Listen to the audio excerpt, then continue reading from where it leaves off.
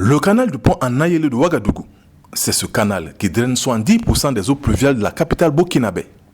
Le ministre de l'Urbanisme, des Affaires foncières et de l'Habitat est allé s'enquérir de l'état d'avancement de la troisième phase de ce gigantesque projet de son département. L'objet de cette visite, c'est venir avec l'ensemble de mes collaborateurs pour nous imprégner du niveau d'exécution des travaux du projet de renforcement donc, du réseau d'assainissement des eaux pluviales de la ville de Ouagadougou qui est à sa phase 3. Donc c'est véritablement venir sur les chantiers, examiner le niveau d'exécution, examiner également les contraintes et encourager tous les acteurs qui sont impliqués. L'importance de ce projet n'est plus à démontrer et le gouvernement tient à la poursuite de son exécution qui nécessite de nouveaux financements. C'est un projet très important pour le gouvernement, pour l'État burkinabé, parce que vous imaginez toute son importance par rapport donc, à l'évacuation des eaux pluviales. Et je dirais que c'est un projet qu'il faut véritablement exécuter avec beaucoup d'attention pour permettre à la ville de Ouagadougou de répondre aux normes en termes d'assainissement. Il n'y aura pas les inondations souvent qui créent pas mal de conséquences. Et je pense que ces travaux avec ces canaux de 80 mètres de largeur qui doit rejoindre à terme le fleuve Massili pourra soulager beaucoup la population de Ouagadougou. Vous avez constaté de l'autre côté que les travaux sont très bien avancés avec pratiquement la fin de la phase tranche qui a connu donc les travaux jusqu'au revêtement, le béton en dur avec aussi les ouvertures pour les déversoirs.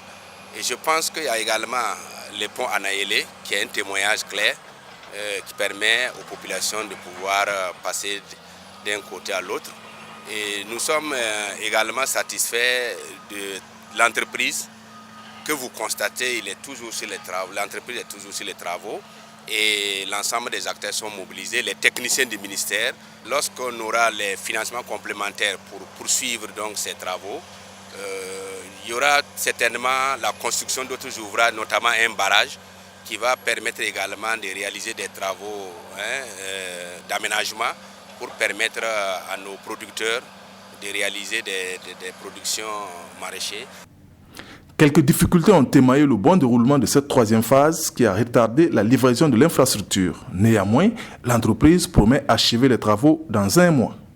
Depuis le début des travaux, on a rencontré surtout les difficultés dues aux riverains qui, à plusieurs reprises, nous ont bloqué les travaux. Ce sont des personnes affectées par le projet de la première phase qui estiment qu'ils n'avaient pas été dédommagés et sont eux qui nous ont bloqué constamment les travaux.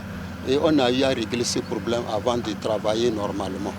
À part cela, à un moment, on avait les rejets des eaux de l'ONEA, des rejets continus.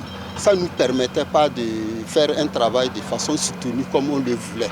À un moment, il faut barrer l'écoulement des eaux avant de pouvoir avancer. Ce qui reste à faire, c'est pratiquement les 20% de l'éclairage public qui reste à faire. Il y a la poursuite des travaux de recalibrage qu'on est en train de faire actuellement. Et puis la signalisation et la sécurité. Plus tard, dans 1 mois, nous pensons que ce qu'on est en train de faire là, ça serait fini.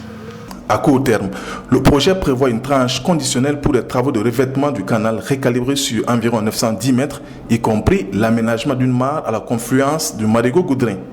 Et à long terme, le prolongement du canal jusqu'au fleuve Massili, situé à 15 km de là.